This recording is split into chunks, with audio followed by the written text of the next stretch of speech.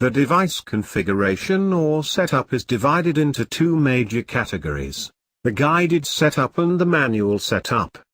As the name implies, guided setup is a group of pre-designed enhanced methods.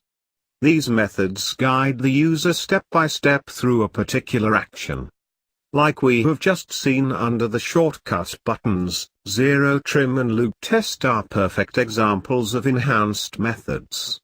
The buttons for zero trim and loop test here are identical copies of the buttons under the shortcut group box. Other than these, there are two more guided methods available.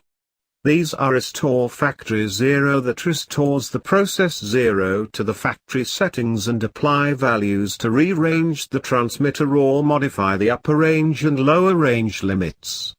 We will discuss the method apply values while we look at this feature under the manual setup menu. We will get to that in a while.